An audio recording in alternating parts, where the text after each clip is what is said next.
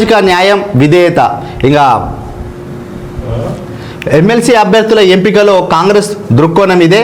అద్దంకి దయాకర్, శంకర్ నాయక్, విజయశాంతిలకు అవకాశం.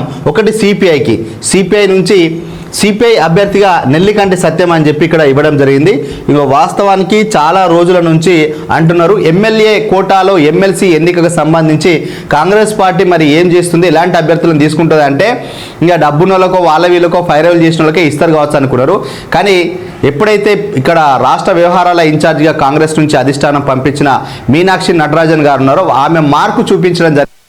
మొత్తానికైతే పార్టీని ప్రక్షాళన చేస్తున్నది అనడానికి ఇదొక తార్కాణంగా చెప్పవచ్చు. ఎందుకనంటే మొదటి నుంచి అద్దంకి దయాకర్ పార్టీ కోసం ప్రతిపక్షంలో ఉన్నప్పుడు డిబేట్లు చేసి పార్టీ అధికారంలోకి తీసుకురావడానికి కృషి చేసిండు. అదేవిధంగా 2018 నుంచి 17-18 నుంచి విజయశాంతి గారు కూడా యాక్టివ్గా ఉండి మొత్తానికైతే కాంగ్రెస్ పార్టీకి కొంత ఊపు తీసుకొచ్చినట్టు కనిపించింది. అదేవిధంగా పార్టీని పట్టుకునే ఉన్నది మొత్తానికి సినీ గ్లామర్ తోడవడం వల్ల కాంగ్రెస్ పార్టీని ప్రజలను తన వైపు తిప్పుకునేటట్టుగా తను కూడా మంచి స్పీచ్లు ఇవ్వడం జరిగింది. మిగిలిన శంకర్ నాయక్ కూడా మాట ఇచ్చిన కాబట్టి వీళ్ళకు కూడా ఎమ్మెల్సీ అనేది ఇస్తున్నారు. ఎమ్మెల్సీ అభ్యర్థుల ఎంపికలో విధేయతకు సామాజిక న్యాయానికి కాంగ్రెస్ పెద్దపీట వేసింది. ఇందులో సామాజిక న్యాయం కూడా చూసింది.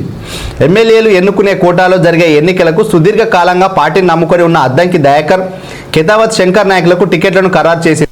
అసెంబ్లీ ఎన్నికల సమయంలో పార్టీలో చేరిన విజయశాంతికి కూడా అవకాశం ఇచ్చింది. ఈ ముగ్గురి పేర్లను కాంగ్రెస్ జాతీయ ప్రధాన కార్యదర్శి కేసీ వేణుగోపాల్ ఆదివారం సాయంత్రం ప్రకటించారు. పార్టీ జాతీయ అధ్యక్షుడు మల్లికార్జున ఖర్గేకు ఆమోదంతో ఈ పేర్లను ప్రకటించినట్టు ఆయన వివరించారు. మొత్తం 5 ఎమ్మెల్సీ స్థానాలకు ఎన్నికలు జరగనున్నాయి. శాసనసభలో ఎమ్మెల్యేల సంఖ్యాబలాన్ని బట్టి కాంగ్రెస్కు 4, బారాసాకు 1 దక్కనున్నది. తమకు వచ్చే 4లో 1 సీటును పొత్తు ధర్మం ప్రకారం సిపిఐకి కేటాయించినట్లుగా కేసీ వేణుగోపాల్ తెలిపారు. 2023లో జరిగిన అసెంబ్లీ ఎన్నికల సమయంలో సిపిఐతో కాంగ్రెస్ పొత్తు పెట్టుకొని కొత్తగూడెం సీటును కేటాయించింది.